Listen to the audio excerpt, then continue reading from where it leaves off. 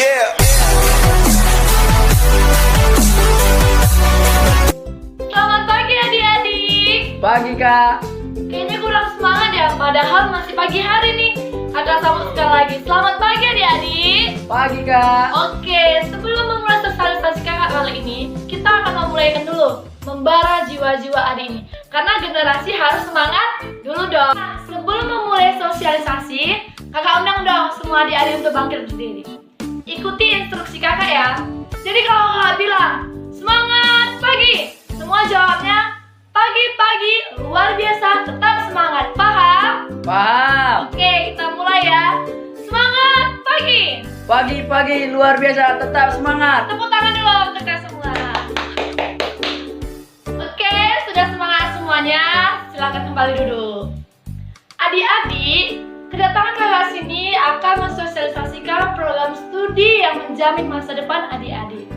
Tapi sebelumnya, adik kan sudah pasti tahu, tak kenal maka tak sayang, sudah kenal belum tentu sayang. Jadi sebelum memulai sosialisasi ini, perkenalkan kakak untuk memperkenalkan diri kakak. Perkenalkan, nama kakak Dede Suryani Panggabean.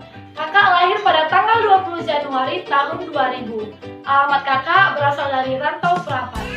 Sekarang kakak sedang menempuh pendidikan di Politeknik Negeri Medan. Dan kakak sedang semester 4 program studi administrasi bisnis. Kali ini kakak akan mensosialisasikan pendidikan di program studi administrasi bisnis. Pasti adik-adik sebagian belum pada ada yang tahu ya kan? Tapi sebelumnya, apa sih pentingnya pendidikan itu? Nah, adik-adik harus tahu, Nelson Mandela mengatakan bahwa pendidikan adalah salah satu alat yang mampu untuk kamu mengubah dunia. Jadi, jangan hiraukan pendidikan, karena pendidikan merupakan salah satu gerbang untuk menuju kesuksesan. Nah, adik-adik kan sekarang sudah kelas 3 SMA, yang sebentar lagi akan menuju gerbang yang lebih jauh lagi untuk mencapai masa depan. Tapi adik-adik harus tahu, pekerjaan apa yang harus menjamin masa depan, dan pendidikan apa yang akan mengembangkan bakat adik. Nah, menurut Kuiper, 10 pekerjaan yang menjamin masa depan. Di antara 10 ini, ada beberapa tercantumkan di situ, yaitu tentang bisnis, pengusaha. Nah, di sini kita akan mengupas untuk jenjang perkuliahan yang akan menjamin pekerjaan adik-adik. Apa sih yang bakal kakak bahas? Yang paling utama adalah tentang mengenai program studi administrasi bisnis. Tadi adik-adik sudah dengarkan bahwa kakak merupakan adalah salah satu program studi administrasi bisnis. Kalau mengupas tentang lebih dalam lagi, apa itu administrasi bisnis? Kali ini kakak akan memberitahukan apa sih pengertian administrasi bisnis itu. Administrasi bisnis atau yang sering disebut dengan administrasi niaga adalah suatu bidang studi khusus yang mempelajari segala sesuatu yang terkait dengan bisnis, kegiatan operasional, dan perusahaan.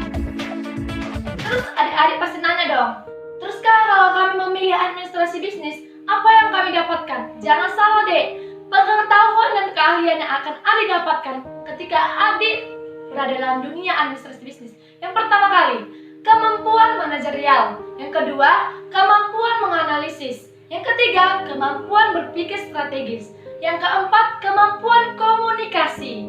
Yang kelima, kemampuan mengelola organisasi. Dan yang selanjutnya yang keenam, kemampuan dalam pemahaman perhitungan. Adik-adik jangan takut, sekalipun adik-adik tidak pernah mendalami apa itu administrasi bisnis, bagaimana pelajarannya, bagaimana dunianya, jangan sangsi karena di dunia pendidikan kuliah ini, adik-adik akan diajarin. Ada beberapa mata kuliah yang akan kakak kasih tahu apa-apa saja yang akan dipelajari ketika adik masuk dalam program studi administrasi bisnis. Yang pertama yaitu dasar-dasar akuntansi, yang kedua dasar-dasar pemasaran bisnis, yang ketiga manajemen bisnis, yang keempat perpajakan, yang kelima komunikasi bisnis, yang keenam perencanaan dan pengembangan bisnis, ketujuh manajemen keuangan, dan sangat kita masuk ke bagian prospek pekerjaan. Adik-adik sudah pasti menyangka kalau sudah berkuliah di administrasi bisnis, otomatis akan menjadi pengusaha dong kak? Memang betul, tapi jangan salah. Untuk menggapai cita-cita, kita bukan langsung mentok ke dalam dunia bisnis saja. Adik-adik pasti bisa mendapatkan pekerjaan yang lebih luas lagi ketika adik berada di kuliah administrasi bisnis. Kali ini kakak akan memberitahukan pekerjaan apa aja sih yang bisa diambil oleh ahli administrasi bisnis, bukan hanya sekedar pengusaha. Adik juga bisa masuki bank, perusahaan, rumah sakit, pemerintahan, pendidikan, bahkan instansi-instansi tersebut. Nah, kakak kan sudah memberitahukan apa sih itu administrasi bisnis. Adik-adik jangan takut, program studi administrasi bisnis sudah tersebar di seluruh dunia. Beberapa kampus yang telah memiliki program studi administrasi bisnis pertama yaitu Politeknik Negeri Medan, Politeknik Negeri Semarang, Politeknik Bandung, Politeknik Malang, Politeknik Sriwijaya, dan banyak lagi kampus-kampus lain yang sudah memiliki program studi administrasi bisnis. Jadi adik-adik nggak perlu takut, kemanakah aku harus mencari program itu, kemanakah aku harus berkuliah untuk mendapatkan program itu. Nah, tadi kakak sudah memberitahukan beberapa kampus yang ada di Indonesia ini yang memiliki program studi administrasi bisnis. Adik-adik jangan takut, bagaimana sih jalur untuk masuk ke program studi itu ataupun ke kampus itu.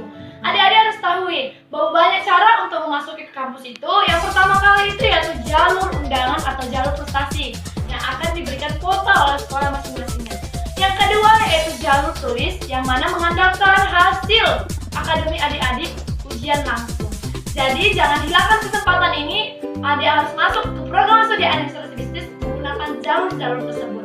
Ada juga dong jalur mandiri yang mana merupakan kuota terakhir yang disediakan untuk para adik-adik. Apalagi adik-adik sudah sekarang kelas 3 SMA, manfaatkan waktu, manfaatkan jalur ini untuk menempuh pendidikan, menjamin masa depan Anda di program studi administrasi bisnis di jalur yang Anda pilih.